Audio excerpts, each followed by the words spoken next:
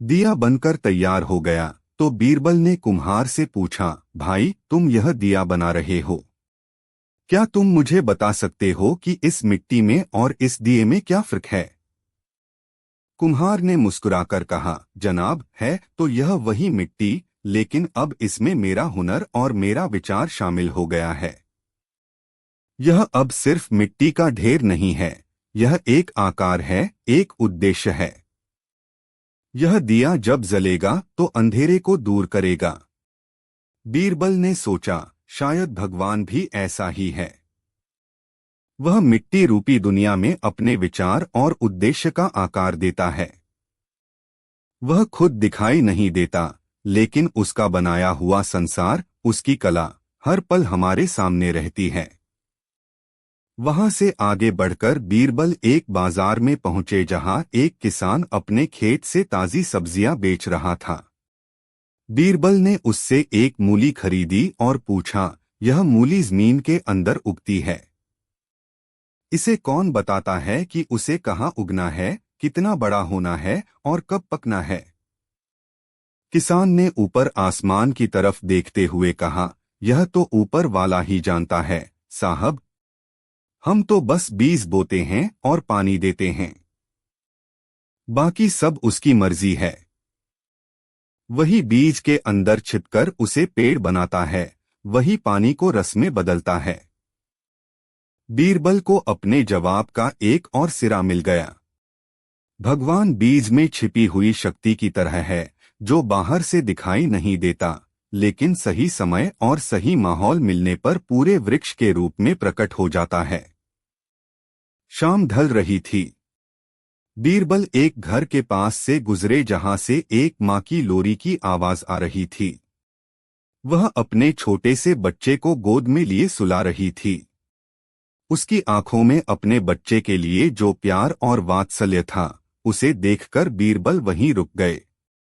उन्होंने सोचा, इस माँ के प्रेम को कैसे तौला जा सकता है, इसे कैसे मापा जा सकता है? यह प्रेम बच्चे को सुरक्षा का एहसास देता है, उसे पालता है, उसे बड़ा करता है। यह प्रेम दिखाई नहीं देता, लेकिन महसूस होता है। शायद भगवान भी ऐसा ही है। उसका प्रेम और उसकी करुणा हमें हर पल घेरे रहती है, लेकिन हम उसे देख नहीं पाते, सिर्फ महसूस कर सकते हैं। रात हो चुकी थी। बीरबल अपने घर पहुंचे तो उनका बेटा, जो खुद भी बहुत होशियार और समझदार था, उनके पास आया। उसने अपने पिता को चिंतित देखा तो पूछा, पिताजी, आप इतने परेशान क्यों लग रहे हैं? क्या शहंशाह ने फिर कोई मुश्किल सवाल पूछ लिया? दो। बीरबल ने मुस्कुराकर अपने बेटे के सिर पर हाथ फेरा और उसे पूरी बात बताई। उन्होंने कहा, बेटा, सवाल मुश्किल नहीं है, लेकिन शहंशाह को ऐसा जवाब चाहिए जो उनके दिल को छू जाए। बीरबल के बेटे ने कुछ सोचा और फिर कहा, पिताजी, आप चिंता न करें। जब आप कल दरबार में जाएंगे तो मुझे भी अपने साथ ले चलिएगा। मुझे विश्वास है कि मैं शहंशाह के सवालों का जवाब दे पाऊंगा। दो। बीरबल को अपने बेटे की बुद्धिमत्ता पर पूरा भरोसा था। उन्होंने सोचा कि शायद एक बच्चे की मासूमियत और सरलता से दी गई दलील शहंशाह को ज्यादा आसानी से समझ में आ जाए। वह मान गए। अगले कुछ दिन बीरबल ने अपने बेटे के साथ बातचीत में बिताए। उन्होंने उसे दूध में घुली चीनी, दही में छिपे मक्खन और कई दूसरे उदाहरणों से समझाया कि कैसे कोई चीज मौजूद होते हुए भी अदृश्य रह सकती है। उन्होंने अपने बेटे को तैयार किया कि वह दरबार के माहौल से घबराए नहीं और पूरे आत्मविश्वास के साथ अपनी बात रखे। एक हफ्ते का समय बीत गया। आज बीरबल को शहंशाह के सवाल का जवाब देना था।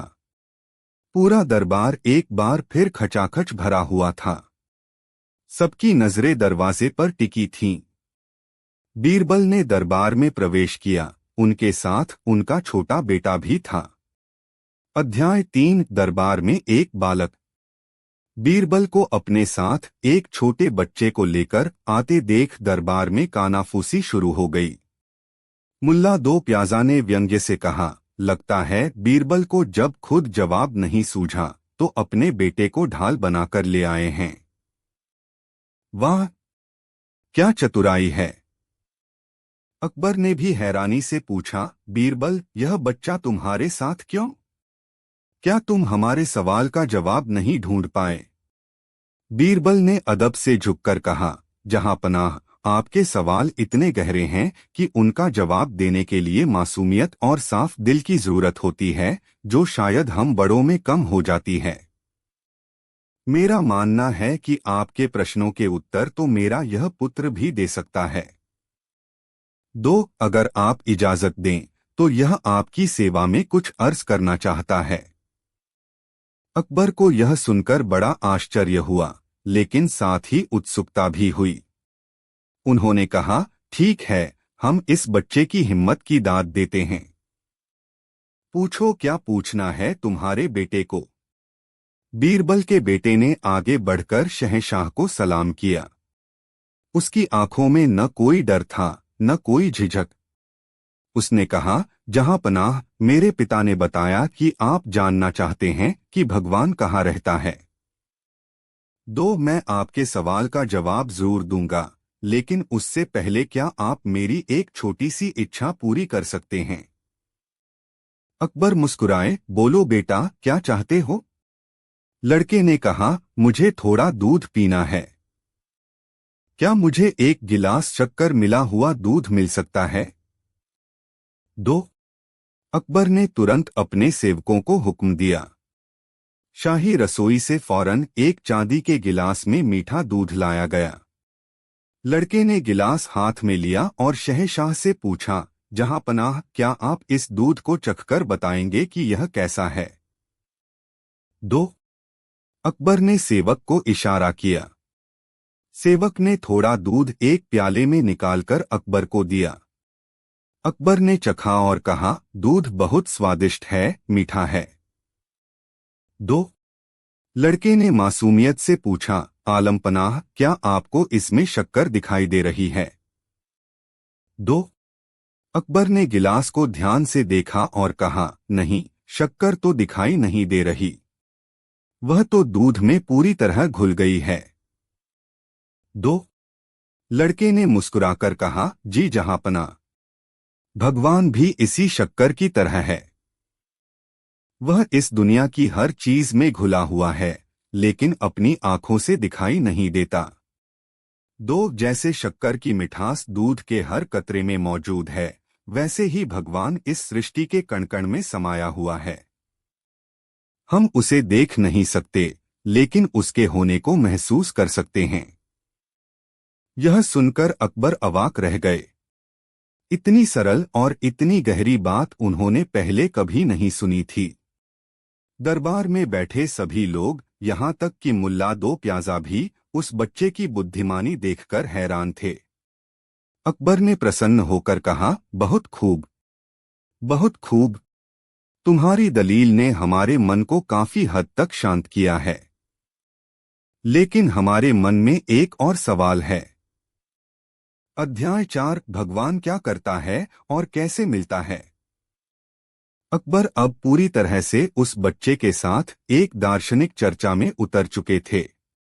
उन्होंने पूछा, ठीक है, हमने मान लिया कि भगवान हर जगह है, लेकिन अब यह बताओ कि वह करता क्या है?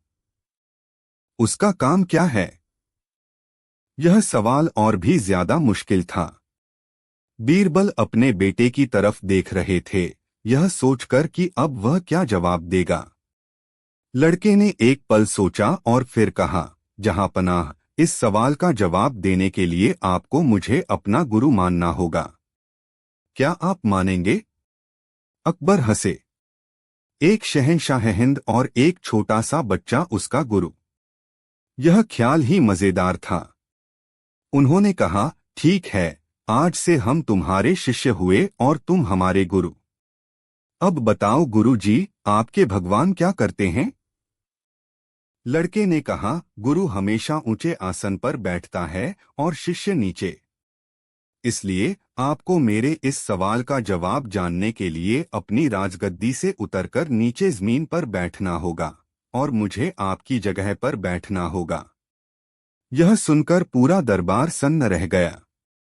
एक मामूली लड़के की यह हिम्मत कि वह शहंशाह को तख्त से उतरने को कहे। कुछ दरबारियों को लगा कि लड़का हद पार कर रहा है, लेकिन अकबर एक सच्चे जिज्ञासु थे। वह ज्ञान के लिए किसी भी हद तक जा सकते थे। वह मुस्कुराए और अपनी राजगद्दी से नीचे उतर आए। उन्होंने लड़के को हाथ पकड़कर अपने तख्त पर बिठा दिया। जैसे ही लड़का शहंशाह के तख्त पर बैठा और अकबर जमीन पर, लड़के ने कहा, जहांपनाह, यही आपके दूसरे सवाल का जवाब है। अकबर कुछ समझ नहीं पाए। उन्होंने पूछा, क्या मतलब? लड़के ने समझाया, देखिए, भगवान यही करता है। वह एक पल में राजा को रंक बना देता है और एक रंक को राजा। वह एक शहंशाह को जमीन पर बिठा सकता है और एक आम लड़के को तख्त पर। उसकी शक्ति के आगे कोई बड़ा नहीं, कोई छोटा नहीं। वह पल भर में किसी को भी अर्श से फर्श पर और फर्श से अर्श पर पहुंचा सकता है। यही उसका काम है, इस दुनिया का संतुलन बनाए रखना। यह जवाब सुनकर अकबर की आंखें खुल गईं। उन्हें अपनी सल्तनत, अपनी शक्ति, सब कुछ उस बच्चे के सामने बौना लगने लगा। उन्होंने हाथ जोड़कर कहा, गुरु जी, हम आपकी बुद्धिमत्ता के कायल हो गए। आपने हमारी दूसरी उलझन भी दूर कर दी। अब बस आखिरी सवाल का जवाब दे दीजिए। अकबर ने पूछा, यह तो बताओ कि वह भगवान मिलता कैसे है? अगर हम उससे मिलना चाहें तो हमें क्या करना होगा? लड़के ने तख्त पर बैठे बैठे ही कहा, जहांपनाह, इसका जवाब भी आपने कुछ देर पहले खुद ही दिया था, जब आपने दूध में शक्कर की बात की थी। जैसे दूध में घुली हुई शक्कर को सिर्फ चखकर ही जाना जा सकता है, वैसे ही दुनिया में व्याप्त ईश्वर को सिर्फ भक्ति और विश्वास के स्वाद से ही पाया जा सकता है। लेकिन मैं आपको एक और उदाहरण देता हूं। लड़के ने सेवक को थोड़ा दही मंगवाने का आदेश दिया। 2 दही आने पर लड़के ने अकबर से पूछा, जहांपनाह, क्या आप बता सकते हैं कि घी किससे बनता है? अकबर ने कहा, यह तो सब जानते हैं, दूध से दही और फिर दही को मथने से मक्खन और फिर मक्खन को गर्म करने से घी बनता है। लड़के ने पूछा, तो क्या इस दही में आपको मक्खन या घी नजर आ रहा है? अकबर ने कहा, नहीं, अभी तो इसमें सिर्फ दही ही है। लड़के ने समझाया, जहांपनाह, ठीक इसी तरह भगवान हर इंसान के मन के अंदर मौजूद है, जैसे दही के अंदर मक्खन छिपा होता है। लेकिन उसे पाने के लिए मन को मथना पड़ता है।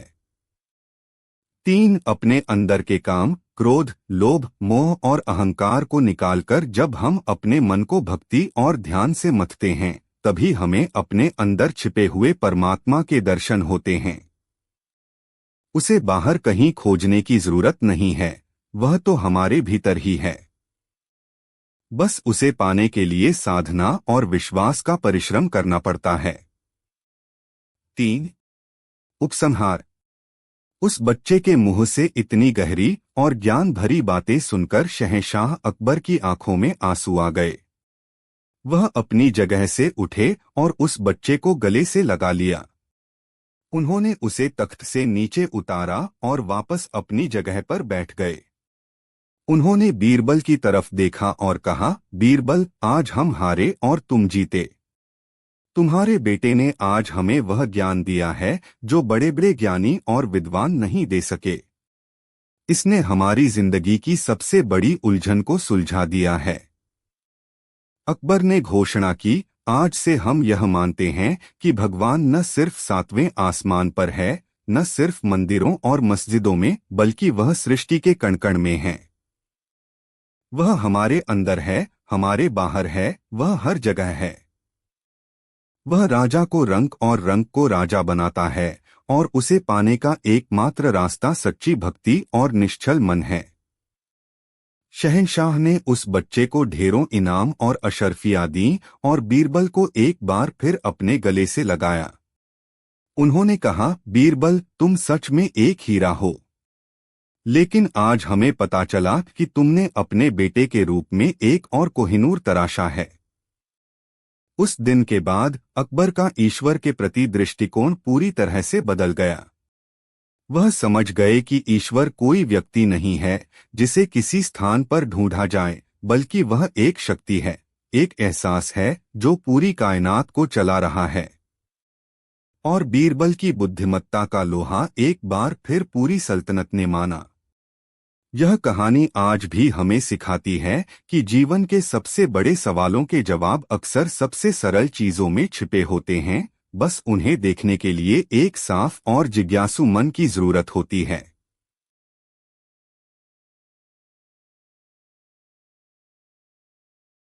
भगवान कहाँ रहता है? हिंदुस्तान की सरजमी पर जब मुगलिया सल्तनत का परचम लहरा रहा था और शहंशाह हिंद जलालुद्दीन मोहम्मद अकबर का इकबाल बुलंदी पर था, तब उनकी राजधानी आगरा दुनिया के सबसे शानदार शहरों में से एक थी। यमुना नदी के किनारे बसा यह शहर अपनी भव्य इमारतों, गुलजार बागों और हलचल भरे बाजारों के लिए मशहूर था। लेकिन आगरा की असली शान शहंशाह अकबर के दरबार खास से थी, जहां हिंदुस्तान के कोने कोने से आए विद्वान, कलाकार और सलाहकार अपनी योग्यता का प्रदर्शन करते थे। इन सभी में एक नाम ऐसा था जो न सिर्फ दरबार में बल्कि पूरे हिंदुस्तान में अपनी हाजिर जवाबी, बुद्धिमत्ता और न्यायप्रियता के लिए जाना जाता था, बीरबल। बीरबल, जिनका असली नाम महेश दास था, अकबर के नवरत्नों में सबसे चमकदार हीरे थे। वह न सिर्फ एक कुशल सलाहकार थे, बल्कि शहंशाह के एक सच्चे दोस्त भी थे, जो मुश्किल से मुश्किल हालात में भी अपनी चतुराई और विवेक से रास्ता निकाल लेते थे। अकबर और बीरबल के किस्से आज भी लोगों की जुबान पर हैं। ये सिर्फ मनोरंजन का साधन नहीं, बल्कि जीवन के गहरे दर्शन और नैतिक मूल्यों की सीख भी देते हैं। ऐसी ही एक कहानी है जो इंसान के मन में सदियों से उठने वाले एक बुनियादी सवाल से जुड़ी है, भगवान कहाँ रहता है? यह कहानी उस दौर की है जब अकबर के मन में यह सवाल उठा और उसने अपने सबसे भरोसेमंद दोस्त और सलाहकार बीरबल को इस सवाल का जवाब खोजने की चुनौती दी। यह सिर्फ एक सवाल नहीं था, बल्कि एक शहंशाह की अपने वजीर की बुद्धि और विवेक की सबसे कठिन परीक्षा थी। अध्याय 1, शहंशाह का सवाल। एक दिन की बात है, आगरा में सुबह का सूरज अपनी सुनहरी किरणें यमुना के पानी पर बिखेर रहा था। शहंशाह अकबर अपने दरबार खास में तशरीफ फरमा थे। दरबार खचाखच भरा हुआ था। सभी दरबारी अपनी अपनी जगहों पर अदब से बैठे थे। अकबर का चेहरा आज कुछ ज्यादा ही गंभीर था। उनकी आंखों में एक अजीब सी बेचैनी थी, एक ऐसी उलझन जिसे कोई पढ़ नहीं पा रहा था। दरबार की कार्यवाही शुरू हुई, लेकिन शहंशाह का ध्यान कहीं और ही था। वह अपने रेशमी लिबास में बैठे अपनी उंगलियों से अपनी दाढ़ी को सहला रहे थे और गहरी सोच में डूबे हुए थे। कुछ देर बाद उन्होंने अचानक खामोशी को तोड़ा। दरबार में मौजूद सभी अमीरों, वजीरों और सलाहकारों, हम आपसे एक सवाल पूछना चाहते हैं। अकबर की आवाज में एक शाही रौब था, लेकिन साथ ही एक जिज्ञासा भी थी। पूरा दरबार एकदम शांत हो गया। सब कान लगाकर सुनने लगे कि शहंशाह क्या पूछने वाले हैं। अकबर ने अपनी नजरों को दरबार में घुमाया और फिर बीरबल की तरफ देखा, जो हमेशा की तरह शांत और संयमित भाव से बैठे थे।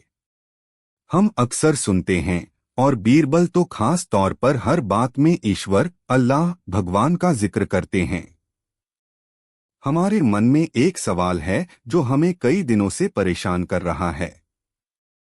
सवाल यह है कि अगर भगवान है तो वह कहाँ रहता है? उसका निवास स्थान कहाँ है?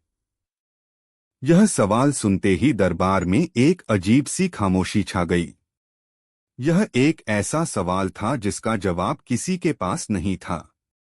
कुछ दरबारी जो बीरबल से जलते थे मन ही मन मुस्कुराए। उन्हें लगा कि आज बीरबल जरूर फंसेंगे। अकबर ने फिर कहा, क्या इस दरबार में कोई है जो हमें इस सवाल का जवाब दे सके? जो भी हमें संतुष्ट करेगा उसे मुहमांगा इनाम दिया जाएगा। इनाम का नाम सुनते ही कुछ दरबारियों में हलचल हुई। एक मौलवी साहब जो अपनी विद्वता के लिए जाने जाते थे खड़े हुए और अदब से बोले, जहां पनाह, अल्लाह 7वें आसमान पर रहता है, वह अर्श पर विराजमान है। अकबर ने सिर हिलाया, मौलवी साहब, अगर वह 7वें आसमान पर है तो फिर जमीन पर होने वाले हर अन्याय और हर प्रार्थना को वह कैसे सुनता है? क्या उसकी नजर इतनी तेज है? मौलवी साहब के पास इसका कोई संतोषजनक जवाब नहीं था और वह चुपचाप बैठ गए। फिर एक पंडित जी खड़े हुए।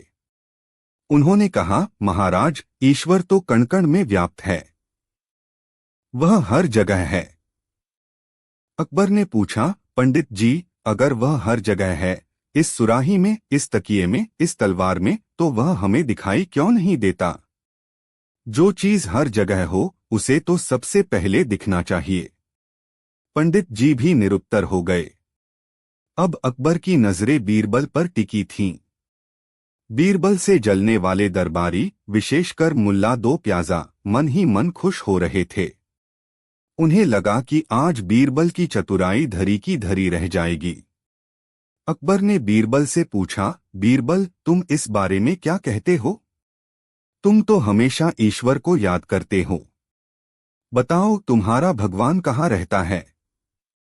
बीरबल अपनी जगह से उठे। उन्होंने शहंशाह को सलाम किया और फिर बड़ी विनम्रता से बोले, आलमपनाह, यह सवाल जितना सरल लगता है, इसका उत्तर उतना ही गहरा है। मुझे आपके इस सवाल का जवाब देने के लिए कुछ समय चाहिए। एक। यह सुनकर मुल्ला दो प्याजा को मौका मिल गया। वह तुरंत बोला, देखिए जहांपना, मैंने तो पहले ही कहा था कि यह बीरबल सिर्फ लच्छेदार बातें करना जानता है। जब असल ज्ञान की परीक्षा होती है तो यह हमेशा समय मांगता है। अरे, भगवान कहाँ है, यह तो एक बच्चा भी बता सकता है। अकबर ने मुल्ला की तरफ देखा, तो फिर तुम ही बता दो मुल्ला जी। मुल्ला सकपका गया। उसने कहा, जहांपनाह, वह हमारे दिलों में रहता है। अकबर ने कहा, अगर वह हमारे दिलों में रहता है तो फिर चोर के दिल में चोरी का ख्याल क्यों आता है और एक संत के दिल में दया का? क्या एक ही जगह पर रहने वाला भगवान दो अलग अलग लोगों को अलग अलग प्रेरणा देता है? मुल्ला दो प्याजा की बोलती बंद हो गई। दरबार में फिर सन्नाटा छा गया। अकबर ने बीरबल से कहा, ठीक है बीरबल, हम तुम्हें 1 हफ्ते का समय देते हैं। एक हफ्ते के बाद तुम्हें दरबार में हमारे सवाल का ऐसा जवाब देना होगा जो हमारे मन की उलझन को पूरी तरह से शांत कर दे। याद रखना, अगर तुम नाकाम रहे तो तुम्हें नवरत्नों के पद से हटा दिया जाएगा। यह एक बहुत बड़ी चुनौती थी। बीरबल ने सिर झुकाकर शहंशाह का हुक्म स्वीकार किया और दरबार से बाहर आ गए। उनके चेहरे पर हमेशा की तरह मुस्कान थी, लेकिन उनके मन में एक गहरा चिंतन चल रहा था। उन्हें सिर्फ एक सवाल का जवाब नहीं देना था, बल्कि एक शहंशाह की रूह को सुकून पहुंचाना था। अध्याय 2, जवाब की खोज। बीरबल दरबार से निकलकर सीधे अपने घर नहीं गए। वह जानते थे कि इस सवाल का जवाब किसी किताब में नहीं मिलेगा। यह जवाब तो जीवन की किताब में ही छिपा था। उन्होंने अपने घोड़े की लगाम थामी और आगरा की गलियों में निकल पड़े। वह लोगों को देखना चाहते थे, उनकी जिंदगी को समझना चाहते थे, क्योंकि उन्हें विश्वास था कि भगवान की असली परिभाषा इंसानों के बीच ही कहीं छिपी है। सबसे पहले वह एक कुम्हार के पास पहुंचे। कुम्हार अपनी चाक पर मिट्टी का एक दिया बना रहा था। उसकी उंगलियां गीली मिट्टी पर ऐसे नाच रही थीं जैसे कोई कलाकार सांस पर अपनी उंगलियां फेर रहा हो। बीरबल कुछ देर चुपचाप उसे देखते रहे। जब कौओं की गिनती, अकबर और बीरबल की एक अनूठी कहानी। प्रस्तावना। हिंदुस्तान की विशाल और समृद्ध भूमि पर जब मुगल सल्तनत का सूरज अपने पूरे उफान पर था, तब उसके सबसे प्रतापी और न्यायप्रिय शासकों में से एक शहंशाह जलालुद्दीन मोहम्मद अकबर का शासन था। उनकी राजधानी आगरा न केवल हिंदुस्तान का राजनीतिक केंद्र थी, बल्कि कला, संस्कृति और ज्ञान का एक ऐसा संगम थी जिसकी मिसाल दुनिया भर में दी जाती थी। यमुना नदी के किनारे स्थित यह शहर अपनी भव्य इमारतों जैसे कि बुलंद दरवाजा और आगरा का किला, अपने मनमोहक बागों और अपनी हलचल भरी जिंदगी के लिए जाना जाता था। शहंशाह अकबर स्वयं एक जिज्ञासु और खुले विचारों वाले शासक थे। उन्हें केवल शासन करने में ही नहीं, बल्कि जीवन के हर पहलू को समझने में गहरी रुचि थी। उनका दरबार, जिसे दरबार खास के नाम से जाना जाता था, सिर्फ वजीरों और सेनापतियों का जमावड़ा नहीं था, बल्कि यह हिंदुस्तान के सबसे प्रतिभाशाली और बुद्धिमान लोगों का एक मंच था। इस दरबार में 9 ऐसे लोग थे जिन्हें अकबर के नवरत्न कहा जाता था, और वे सभी अपनी अपनी कला और ज्ञान में माहिर थे। इन 9 रत्नों के बीच एक नाम ऐसा था जो अपनी अद्वितीय बुद्धिमत्ता, हाजिर जवाबी और न्यायप्रियता के लिए पूरे हिंदुस्तान में प्रसिद्ध था, बीरबल। बीरबल, जिनका असली नाम महेश दास था, न केवल अकबर के मुख्य सलाहकार थे, बल्कि उनके सबसे करीबी दोस्त भी थे। वे एक ऐसे व्यक्ति थे जो किसी भी मुश्किल से मुश्किल परिस्थिति का हल अपनी चतुराई और विवेक से निकाल लेते थे। उनकी और अकबर की दोस्ती की मिसालें आज भी दी जाती हैं। अकबर और बीरबल के किस्से सिर्फ मनोरंजन का साधन नहीं हैं, बल्कि वे जीवन के गहरे दर्शन, नैतिक मूल्यों और तार्किक सोच की अद्भुत मिसालें हैं। ये कहानियां हमें सिखाती हैं कि कैसे बुद्धि का प्रयोग करके सबसे जटिल समस्याओं को भी सुलझाया जा सकता है। ऐसी ही एक कहानी है कौओं की गिनती की। यह कहानी उस समय की है जब शहंशाह अकबर ने एक ऐसा सवाल पूछा जो सुनने में तो बहुत ही साधारण और बचकाना लगता था, लेकिन जिसका जवाब देना लगभग असंभव था। यह सवाल था, हमारे राज्य में कुल कितने कौए हैं? यह सवाल न केवल बीरबल की बुद्धि की परीक्षा थी, बल्कि यह इस बात का भी प्रमाण है कि कैसे एक बुद्धिमान व्यक्ति असंभव को भी संभव बना सकता है। यह कहानी हमें दिखाती है कि कभी-कभी जवाब से ज्यादा महत्वपूर्ण यह होता है कि आप उस जवाब तक कैसे पहुंचते हैं। अध्याय 1। एक अजीब सवाल। आगरा में एक खूबसूरत सुबह थी। सूरज की पहली किरणें यमुना के पानी पर पड़कर उसे सोने की तरह चमका रही थीं। शाही बाग में फूल खिले हुए थे और उनकी खुशबू हवा में घुली हुई थी। शहंशाह अकबर अपने दरबार खास में अपने भव्य सिंहासन पर विराजमान थे। दरबार हमेशा की तरह खचाखच भरा हुआ था। सभी दरबारी, अमीर और वजीर अपनी अपनी जगहों पर अदब से बैठे थे और दरबार की कार्यवाही शुरू होने का इंतजार कर रहे थे। लेकिन आज शहंशाह का मिजाज कुछ अलग था। उनके चेहरे पर एक शरारती मुस्कान थी और उनकी आंखों में एक अजीब सी चमक थी जिसे देखकर लग रहा था कि उनके मन में कोई नई और दिलचस्प योजना चल रही है।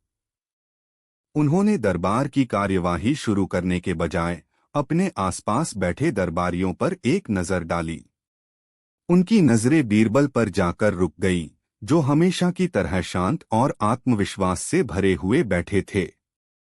अकबर को अक्सर अपने दरबारियों की बुद्धि और समझ की परीक्षा लेने में मजा आता था।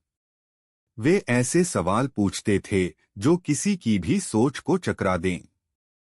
आज भी उनके मन में एक ऐसा ही सवाल था। उन्होंने अपनी गहरी और शाही आवाज में कहा, दरबार में मौजूद सभी विद्वानों, हम आपसे एक सवाल पूछना चाहते हैं। उनकी आवाज सुनते ही पूरे दरबार में एकदम शांति छा गई। सभी दरबारी कान लगाकर सुनने लगे कि आज शहंशाह क्या पूछने वाले हैं।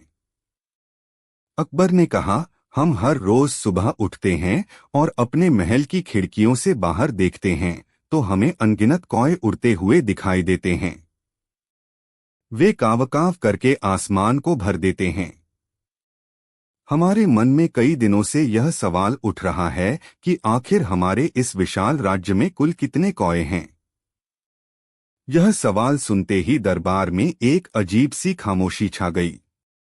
कुछ दरबारी तो अपनी हंसी को बड़ी मुश्किल से रोक पाए। उन्हें लगा कि शहंशाह आज कैसा बचकाना सवाल पूछ रहे हैं। कौओं को गिनना, यह तो सरासर नामुमकिन था। कौए कोई खजाना नहीं है जिन्हें गिनकर रखा जा सके। वे तो आज यहाँ हैं, कल कहीं और। लेकिन अकबर का चेहरा गंभीर था। उन्होंने कहा, हम मजाक नहीं कर रहे हैं। हम सच में जानना चाहते हैं कि हमारे राज्य में कौओं की सही संख्या क्या है। क्या इस दरबार में कोई ऐसा बुद्धिमान व्यक्ति है जो हमें इसका सटीक जवाब दे सके? जो भी हमें सही जवाब देगा उसे शाही खजाने से 1000 सोने की अशर्फियों का इनाम दिया जाएगा। इनाम का नाम सुनते ही कई दरबारियों के कान खड़े हो गए। 1000 सोने की अशर्फिया एक बहुत बड़ी रकम थी। कुछ दरबारियों जो खुद को बहुत बुद्धिमान समझते थे और बीरबल की लोकप्रियता से जलते थे, सोचने लगे कि शायद वे इसका जवाब दे सकते हैं।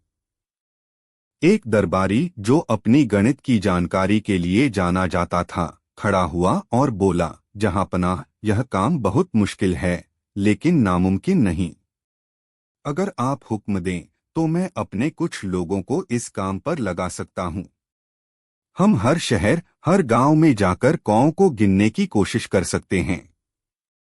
इसमें कुछ महीने लग सकते हैं, लेकिन हम आपको एक अंदाजन संख्या बता पाएंगे। अकबर ने मुस्कुराकर कहा, हमें अंदाजन संख्या नहीं चाहिए, हमें बिल्कुल सटीक संख्या चाहिए।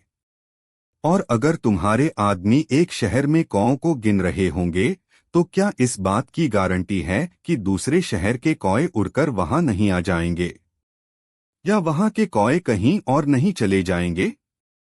नहीं, यह तरीका काम नहीं करेगा। वह दरबारी शर्मिंदा होकर अपनी जगह पर बैठ गया। अब अकबर की नजरें बीरबल के सबसे बड़े प्रतिद्वंद्वी मुल्ला दो प्याजा पर पड़ी। मुल्ला दो प्याजा हमेशा बीरबल को नीचा दिखाने का मौका ढूंढते रहते थे।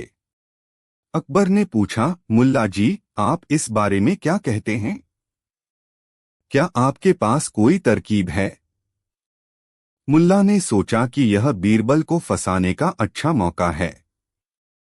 उन्होंने कहा, आलमपनाह, यह तो एक ऐसा सवाल है जिसका जवाब देना केवल समय की बर्बादी है। कौए तो उड़ने वाले पंछी हैं, उनकी गिनती करना असंभव है। मुझे लगता है कि हमें अपना कीमती समय ऐसे बेकार के सवालों पर बर्बाद नहीं करना चाहिए। मुल्ला की बात सुनकर कुछ दरबारियों ने सहमति में सिर हिलाया। अब अकबर ने बीरबल की तरफ देखा, जिनकी आंखों में एक हल्की सी मुस्कान थी, जैसे कि वे इस पूरी स्थिति का मजा ले रहे हों। बीरबल, तुम चुप क्यों हो? अकबर ने पूछा। क्या तुम्हें भी लगता है कि यह एक बेकार का सवाल है, या तुम्हारे पास हमारी जिज्ञासा को शांत करने का कोई उपाय है? पूरे दरबार की नजरें अब बीरबल पर टिकी थीं। सबको पता था कि अगर इस सवाल का कोई जवाब दे सकता है तो वह सिर्फ बीरबल ही हैं। बीरबल अपनी जगह से उठे, उन्होंने शहंशाह को अदब से सलाम किया और फिर बड़ी शांति से बोले, आलमपनाह, आपका सवाल बहुत ही दिलचस्प है और जहां तक मुझे लगता है इसका जवाब देना मुश्किल जरूर है पर नामुमकिन नहीं। यह सुनकर मुल्ला दो प्याजा और उनके साथियों के चेहरे पर हैरानी के भाव आ गए। अकबर ने उत्सुकता से पूछा, तो क्या तुम हमें बता सकते हो कि हमारे राज्य में कुल कितने कौए हैं? बीरबल ने मुस्कुराकर कहा, जहांपनाह, मुझे गिनती करने के लिए थोड़ा समय चाहिए होगा। अगर आप मुझे 1 हफ्ते का समय दें और कुछ मदद मुहैया कराएं, तो मैं आपको कौओं की बिल्कुल सटीक संख्या बता सकता हूं। अकबर हैरान थे, लेकिन खुश भी थे। उन्होंने कहा, ठीक है बीरबल, हम तुम्हें 1 हफ्ते का समय देते हैं। तुम्हें जो भी मदद चाहिए वो तुम्हें मिलेगी। लेकिन याद रखना, 1 हफ्ते बाद तुम्हें दरबार में हाजिर होकर हमें कौओं की सही संख्या बतानी होगी। अगर तुम्हारा जवाब गलत निकला तो तुम्हें सजा भुगतने के लिए भी तैयार रहना होगा। बीरबल ने सिर झुकाकर शहंशाह का हुक्म मान लिया और दरबार से बाहर चले गए। उनके पीछे दरबारी आपस में कानाफूसी करने लगे। किसी को भी विश्वास नहीं हो रहा था कि बीरबल यह काम कैसे कर पाएंगे। मुल्ला दो प्याजा तो मन ही मन बहुत खुश थे, क्योंकि उन्हें पूरा यकीन था कि इस बार बीरबल बुरी तरह फंस चुके हैं और 1 हफ्ते बाद उनकी सारी होशियारी धरी की धरी रह जाएगी। अध्याय 2, 1 हफ्ते का इंतजार। बीरबल को शहंशाह से 1 हफ्ते की मोहलत मिल गई थी। दरबार से निकलने के बाद वे सीधे अपने घर गए और ऐसे आराम करने लगे जैसे कुछ हुआ ही न हो। उन्होंने किसी को कौए गिनने के लिए नहीं भेजा, न ही उन्होंने कोई योजना बनाई। वे अपना दिन पहले की तरह ही गुजार रहे थे, किताबें पढ़ना, अपने बाग में टहलना और अपने परिवार के साथ समय बिताना। यह देखकर उनके घर के लोग भी हैरान थे। उनकी पत्नी ने उनसे पूछा, आप इतने शांत कैसे हैं? आपने शहंशाह से इतना बड़ा वादा किया है। अगर आप 1 हफ्ते में कौओं की गिनती नहीं बता पाए तो आपकी बहुत बदनामी होगी। बीरबल ने मुस्कुराकर कहा, चिंता मत करो बेगम। हर समस्या का हल होता है, बस सोचने का तरीका सही होना चाहिए। मैंने सब सोच लिया है। उधर आगरा के दरबारियों के बीच यह बात आग की तरह फैल गई थी। हर कोई यही चर्चा कर रहा था कि बीरबल इस असंभव काम को कैसे पूरा करेंगे। बीरबल के विरोधी, खासकर मुल्ला दो प्याजा, हर रोज अपने जासूसों को बीरबल के घर भेजते थे यह पता लगाने के लिए कि वे क्या कर रहे हैं। जब जासूस आकर बताते कि बीरबल तो बस आराम कर रहे हैं, तो मुल्ला की खुशी का ठिकाना नहीं रहता। वह अपने साथियों से कहते, देखा, मैंने तो पहले ही कहा था कि यह बीरबल सिर्फ बातें बनाना जानता है। अब जब काम करने की बारी आई तो उसके हाथ पैर फूल गए हैं। वह बस समय बर्बाद कर रहा है। 1 हफ्ते बाद जब शहंशाह पूछेंगे तो उसके पास कोई जवाब नहीं होगा और फिर हम सब मिलकर उसकी खिल्ली उड़ाएंगे। दिन बीतते गए। पहला दिन गुजरा, फिर दूसरा, फिर तीसरा। बीरबल ने कोई भी ऐसी हरकत नहीं की जिससे लगे कि वे कौओं को गिनने की कोशिश कर रहे हैं। वे कभी कभी शहर में टहलने निकल जाते, बाजार में घूमते, लोगों से बातें करते, लेकिन कौओं की तरफ तो वे आंख उठाकर भी नहीं देखते थे। यह सब देखकर अकबर भी थोड़े चिंतित होने लगे। उन्हें बीरबल की काबिलियत पर पूरा भरोसा था, लेकिन यह काम वाकई बहुत अजीब था। उन्होंने अपने एक सेवक को चुपके से बीरबल के पास भेजा, यह जानने के लिए कि क्या उन्हें किसी चीज की जरूरत है। सेवक जब बीरबल के पास पहुंचा तो उसने देखा कि बीरबल आराम से अपने बगीचे में बैठे शतरंज खेल रहे हैं। सेवक ने अदब से पूछा, वजीर आजम, शहंशाह ने आपके लिए पैगाम भेजा है। वे जानना चाहते हैं कि क्या आपको कौओं की गिनती करने में कोई मदद चाहिए। बीरबल ने शतरंज की एक चाल चलते हुए कहा, शहंशाह को मेरा सलाम कहना और उनसे कहना कि चिंता न करें, सब कुछ नियंत्रण में है। गिनती का काम लगभग पूरा हो चुका है। यह सुनकर सेवक हैरान रह गया। उसने सोचा कि बिना किसी को भेजे, बिना कहीं गए, बीरबल ने गिनती कैसे पूरी कर ली। वह वापस गया और उसने वही बात शहंशाह को बता दी। अकबर यह सुनकर और भी ज्यादा उत्सुक हो गए। वे समझ नहीं पा रहे थे कि बीरबल के दिमाग में आखिर चल क्या रहा है। एक हफ्ते का समय पूरा होने वाला था। छठा दिन भी गुजर गया और अब कल सुबह बीरबल को दरबार में अपना जवाब पेश करना था। आगरा के हर कोने में बस यही चर्चा थी। कुछ लोग शर्त लगा रहे थे कि बीरबल जवाब दे देंगे, जबकि ज्यादातर लोगों का मानना था कि यह नामुमकिन है। मुल्ला दो प्याजा और उनके साथी तो जैसे जश्न मनाने की तैयारी में थे। उन्होंने सोच लिया था कि कल जब बीरबल की बेइज्जती होगी तो वे शहंशाह से कहेंगे कि ऐसे नाकाबिल आदमी को नवरत्नों में रखने का कोई फायदा नहीं है।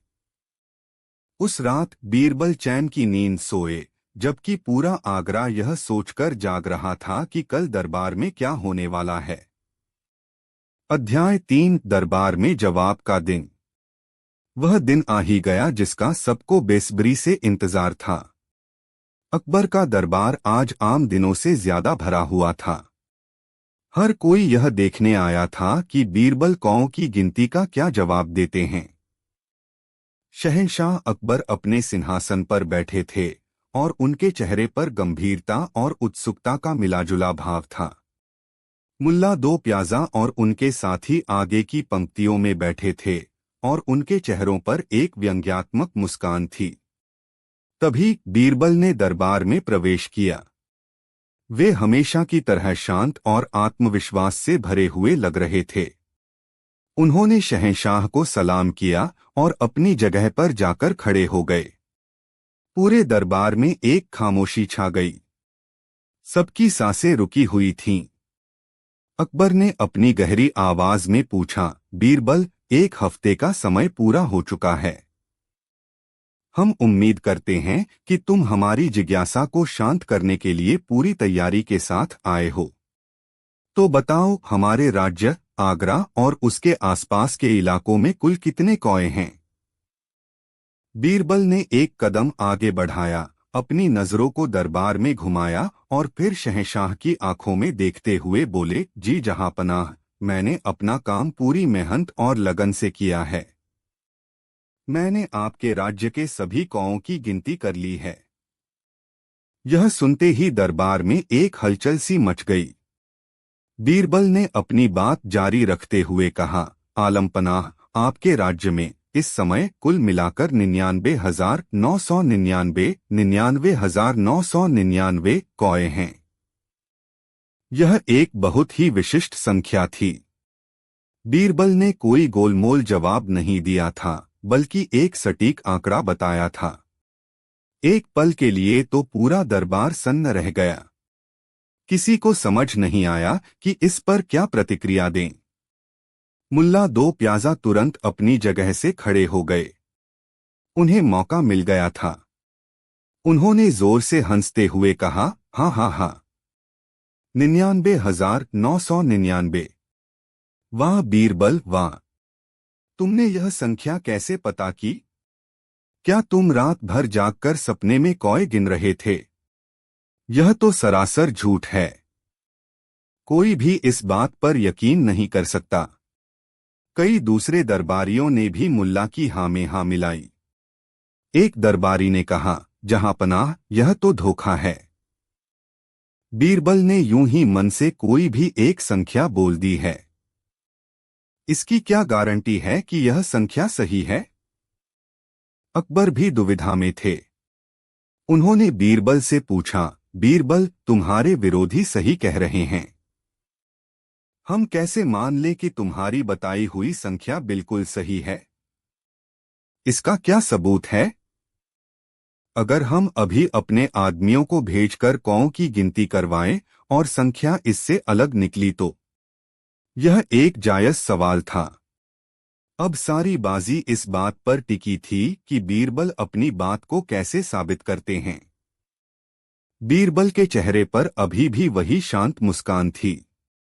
उन्होंने कहा, आलमपनाह, मुझे पता था कि यह सवाल जरूर उठेगा। इसीलिए मैंने सिर्फ गिनती ही नहीं की है, बल्कि पूरी जांच पड़ताल भी की है। मेरे जवाब में अगरमगर की कोई गुंजाइश नहीं है। उन्होंने मुल्ला दो प्याजा की तरफ देखते हुए कहा, मुल्ला जी और बाकी सभी दरबारी, अगर आप लोगों को मेरी बताई हुई संख्या पर जरा भी शक है तो आप शौक से दोबारा गिनती करवा सकते हैं। मुल्ला ने कहा, हाँ, हम जरूर करवाएंगे। और अगर संख्या गलत निकली तो? बीरबल ने कहा, अगर गिनती में कौओं की संख्या मेरे बताए हुए आंकड़े यानी 99,999 से ज्यादा निकलती है तो इसका मतलब यह है कि कुछ कौए अपने रिश्तेदारों से मिलने के लिए पास के राज्यों से हमारे राज्य में आ गए हैं। यह सुनकर दरबार में कुछ लोग मुस्कुराए। बीरबल ने अपनी बात आगे बढ़ाई, और अगर गिनती करने पर कौओं की संख्या 99,999 से कम निकलती है तो इसका मतलब यह होगा कि हमारे राज्य के कुछ कौए छुट्टियां मनाने या अपने रिश्तेदारों से मिलने के लिए दूसरे राज्यों में चले गए हैं। अब दरबार में हंसी का फव्वारा छूट गया। खुद शहंशाह अकबर भी अपनी हंसी नहीं रोक पाए। को बीरबल ने अपनी बात पूरी करते हुए कहा, लेकिन जहांपनाह, अगर कौओं की संख्या बिल्कुल उतनी ही निकलती है जितनी मैंने बताई है, यानी 99,999, तो यह इस बात का सबूत होगा कि बीरबल हमेशा सच बोलता है। अध्याय 4 बुद्धि की विजय। बीरबल का जवाब सुनकर पूरा दरबार अवाक रह गया। उन्होंने इतनी चतुराई और हाजिर जवाबी से अपनी बात रखी थी कि किसी के पास उसका कोई तोड़ नहीं था। उन्होंने न केवल एक असंभव सवाल का जवाब दिया, बल्कि जवाब को इस तरह से पेश किया कि उसे गलत साबित करना ही नामुमकिन था। उन्होंने गेंद वापस सवाल पूछने वालों के पाले में ही डाल दी थी। अब अगर कोई उनकी बात को गलत साबित करना चाहता तो उसे पहले पूरे राज्य के गिनना पड़ता, जो कि असंभव था। और अगर कोई गिनने की कोशिश करता भी तो बीरबल के पास हर स्थिति के लिए एक तर्कपूर्ण या कम से कम सुनने में तर्कपूर्ण व्याख्या पहले से ही मौजूद थी। मुल्ला दो प्याजा और उनके साथी, जो कुछ देर पहले बीरबल का मजाक उड़ा रहे थे, अब शर्मिंदगी से सिर झुकाए खड़े थे। उनकी सारी होशियारी धरी की धरी रह गई थी। वे समझ गए थे कि बीरबल के दिमाग का मुकाबला करना उनके बस की बात नहीं है। शहंशाह अकबर अपनी हंसी को रोकते हुए अपनी राजगद्दी से उठे। वे बीरबल के पास आए और उन्हें गले से लगा लिया।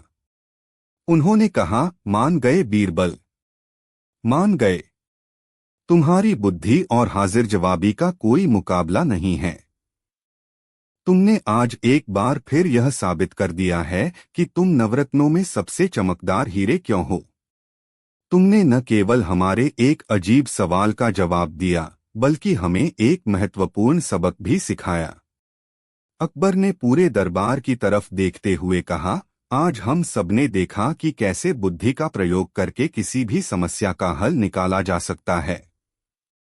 समस्या कितनी भी बड़ी या असंभव क्यों न लगे, एक शांत और तार्किक दिमाग हमेशा रास्ता खोज ही लेता है। बीरबल ने हमें सिखाया है कि कभी कभी समस्याओं को सीधे सीधे हल करने के बजाय उनके बारे में सोचने का नजरिया बदलना ज्यादा जरूरी होता है। शहंशाह ने अपने कोषाध्यक्ष को हुक्म दिया, बीरबल ने अपना वादा पूरा किया है।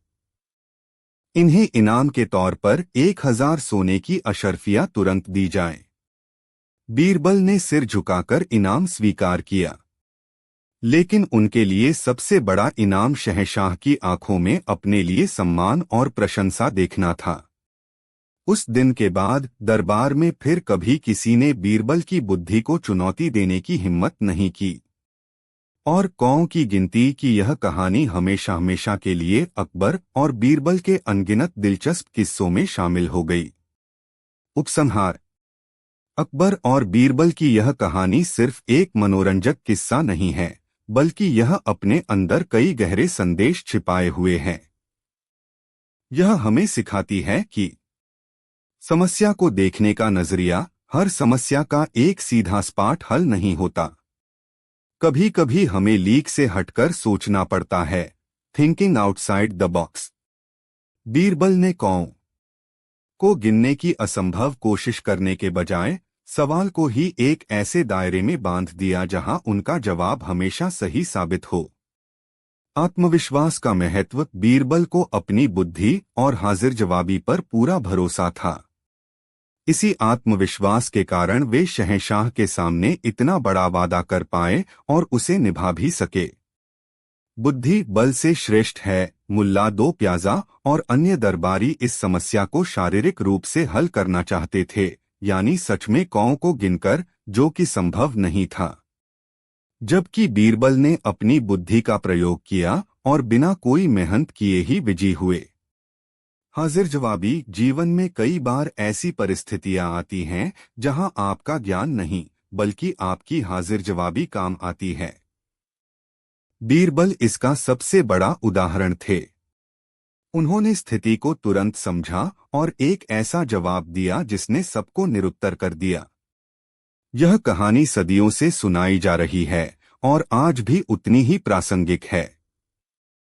यह हमें याद दिलाती है कि दुनिया में कोई भी सवाल ऐसा नहीं है जिसका जवाब एक बुद्धिमान और रचनात्मक दिमाग नहीं दे सकता। अकबर जैसे महान और जिज्ञासु शासक और बीरबल जैसे अद्वितीय बुद्धिमान सलाहकार का यह संगम ही था जिसने उस युग को भारतीय इतिहास का एक सुनहरा दौर बना दिया। और उनके ये किस्से आज भी हमारे जीवन को रोशन